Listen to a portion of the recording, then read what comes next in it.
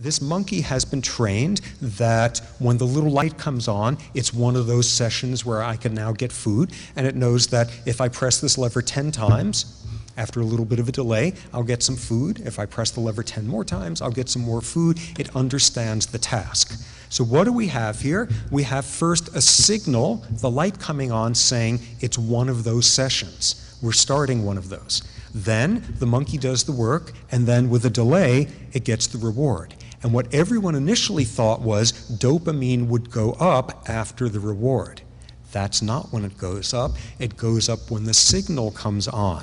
What's this? This is the monkey there sitting and saying, I know this, I know the drill, I know this, I'm on top of this is gonna be great, I know what I do now, this is completely perfect, 100% I'm going for today. Dopamine is not about pleasure, it's about the anticipation of pleasure. It's about the pursuit of happiness rather than happiness itself. And what's most remarkable is experimentally, if you block that rise of dopamine from occurring, you don't get the work. You don't get the behavior. This is not only the anticipation, but this is what is capable of eliciting goal-directed behavior.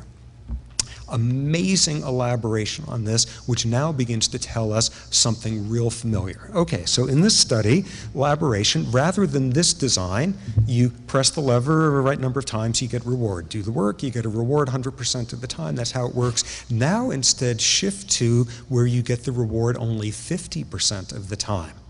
You do the work, and only about half the time you get the reward. So what happens to dopamine levels there? This is what they do. They go through the roof. Because what have you just done? You've introduced the word maybe into the equation. And maybe is addictive like nothing else out there. Because the light comes on and you're doing the, I know how this works, this is gonna be great, but I screwed up last time because I didn't get the food, but this time I'm feeling good today, but I'm a total screw up, and I'm inadequate in junior high school, and it was terrible, and but maybe this time this is my lucky day, and just vacillating all over the place. What we see here is dopamine comes pouring out like mad. It's the uncertainty of the reward. And here's the really elegant thing they did in that study.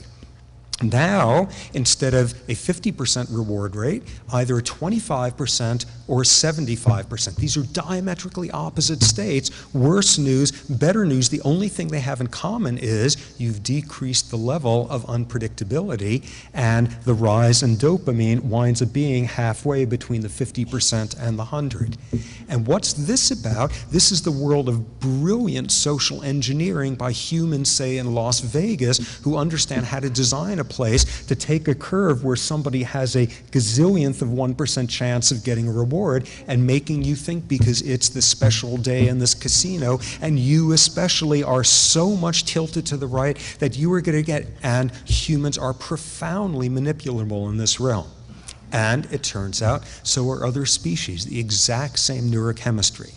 So what winds up being unique about us? And what you see is, with humans, it's the time dimension. You get the signal, you do the work, you get the reward. And the question becomes, how much time, lag time, can there be between the work and the reward to still elicit the behavior, to still get the work coming out?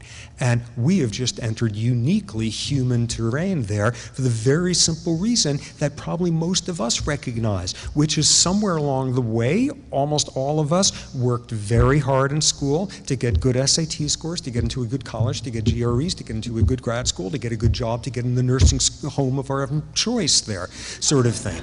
And what we see is this astonishing ability of humans to keep those dopamine levels up for decades and decades waiting for the reward. And in the most bizarre, unique realm of this in humans, sometimes we could maintain it with a belief system where the reward doesn't come in our lifetime. The reward comes after our death. The reward comes in our afterlife. The reward comes unto the next generations, and there's no monkey out there who's willing to lever press all the time because of what St. Peter's going to think somewhere down the line. So that is unique about us.